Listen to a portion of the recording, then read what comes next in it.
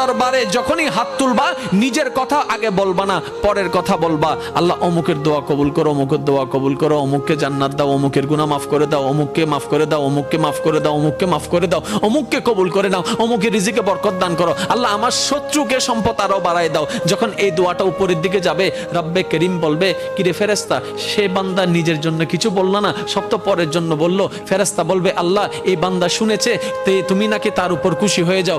যে বান্দা অন্যের জন্য ভালো চাই, তুমি নাকি তার ভালো চাও। যে অন্যের প্রশংসা করে, তুমি নাকি তার সম্মান বাড়ায় দাও। আল্লাহ যে অন্যের জন্য মঙ্গল কামনা করে, তুমি নাকি তার জন্য বরকত বাড়ায় দাও। এই বান্দা সেই সূত্র বুঝতে পেরেছে, তাই নিজের জন্য চাচ্ছে না, সবার জন্য চাচ্ছে। রব্বে করিম বলে, তার দোয়া ফরিয়াদ কবুল করার ব্যবস্থা করো, কারণ যে অন্যের ভালো চায় আমি আল্লাহ তার ভালো করে দিই। বলেন সুবহান।